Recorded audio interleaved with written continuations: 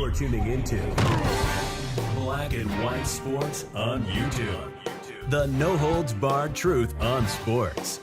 The main event starts now. All right, Black and White Sports supporters. Well, we're going to talk about Caitlin Clark, the city of Chicago, and ESPN making a huge decision after that very high-profile Chicago Sky Indiana Fever game in which all hell broke loose.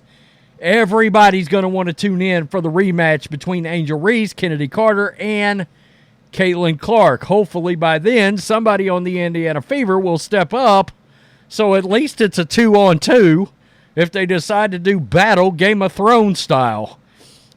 We are going to start with something that's actually hilarious, however. We are going to start with something that's in Chicago. And we know that Caitlin Clark just signed a massive, lucrative deal to be a face of Wilson basketball. Now, the last person that was the face of Wilson basketball was one Michael Jeffrey Jordan. That's right, the GOAT, the greatest of all time, in my opinion, in sports, him and Tom Brady. And this is hilarious. Caitlin Clark showcased by @Wilson Basketball after their new partnership. This is in downtown Chicago. And let's just take a look at it. This is awesome. This looks really damn cool, too. That is, of course, the outline of Caitlin Clark and her number 22 on the window at the Wilson facility there. There's her signature. And that is absolutely hilarious. Now, of course, a lot of people are pointing out, being that this is Chicago, I hope that's plexiglass. That's all we're saying. So, as you can imagine, fans weighed in on this. I mean, for real. Oh, shit, Angel Reese is about to throw a rock through that window. Oh, the bitterness is going to be lovely. I don't understand why this brand doesn't have Asia as the face when the last name is literally Wilson. Well, I'll tell you why. Miss Rogers Hood, it figures that you would put a comment like this out there with that screen name. It's because, look, even with all the accomplishments that Asia's got, Nike told you in the beginning, because she did not have a signature shoe, it doesn't matter how big she's been statistically and achievement-wise in this league. She has not moved the needle in the way that Caitlin Clark has. And that is why she's not the face of Wilson. It's dollars and cents, and it's capitalism. That's hilarious. Bet Skytown, Carter, and Reese avoid passing by this storefront. She owns that city and every WNBA city. I tend to believe that's accurate. The irony. Oh, it's hilarious. Reese catching another L in Chicago is wild. Caitlin Clark owns every city, to be honest. Fire. Yeah, fire. I thought she signed with Nike. She did. That's a different deal. One's about actual basketball. She's got these special edition basketballs. There's 3 different ones. Of course, Nike is about the shoes. It's about the shoes. They need to invest in Asia Wilson. She is more bankable than Reese and Caitlin put together, and the stats to prove it. She may have the stats on the court, but she don't have the stats from the money. From the money. And that's the thing, the marketability. Chennedy Carter should be on there, the best bench player in the league. Woo-wee. After we saw Chicago give her a standing ovation, that doesn't shock me. I was in Chicago the same day the announcement came out and actually saw them putting this up in real time. So cool. Fire. In Chicago, how ironic. Seriously, this is the perfect comment to all the people shilling for Asia Wilson. Big corporations don't care about sentiments. They care about the numbers. Simple as that. Numbers. Clark brings in the numbers. It's as simple as that. That is an absolute fact. Seriously. Seriously. Laugh out loud. Yo, City, Angel 10 Reese. It's only because of one person. In Chicago, I shouldn't laugh. Yes, you should. This is my favorite one right here. Yeah, the little slide smile. That's really good. Seriously.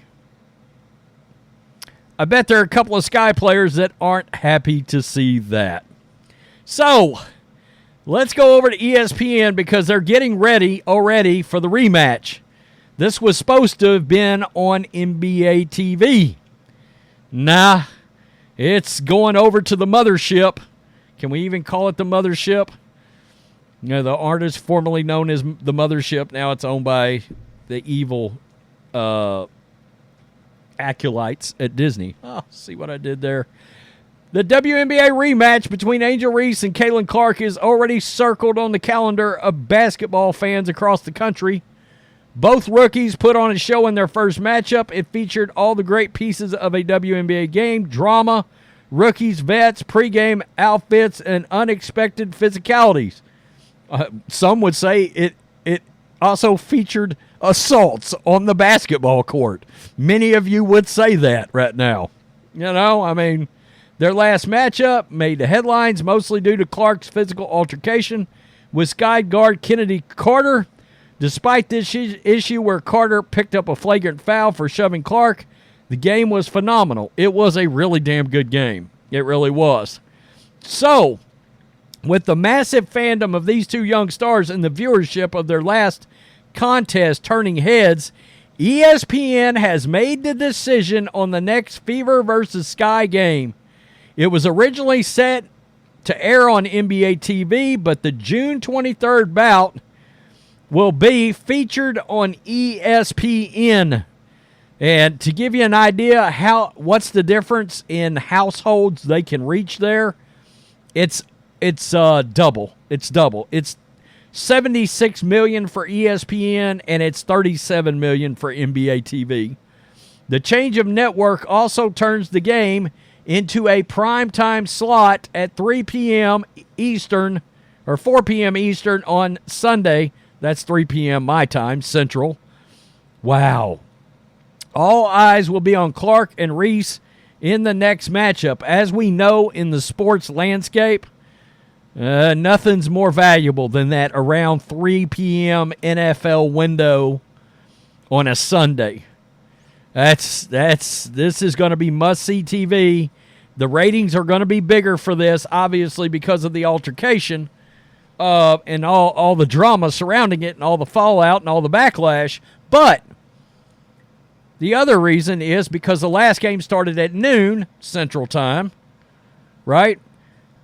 This game will start at 3 p.m. on a Sunday. It's gonna be big. I'm making a prediction. This game is going to draw 2 million viewers, I think. That's my gut feeling, is provided Caitlin Clark fans, and she plays again tonight, finally. She needed that rest, but I was ready to watch her play again. And we got some comments coming in a video later on that. But after everything that went on, this is going to be, I'm predicting this could potentially be a bigger rating than her actual debut was, which was 2.12 million viewers, provided Caitlin Clark fans hadn't gotten fed up with the way the league and the players have treated her and decided to walk away, which I think is a possibility. I've seen people say, I don't know how much longer I can watch this crap if the league is going to allow this to happen to what should be the obvious face of the league.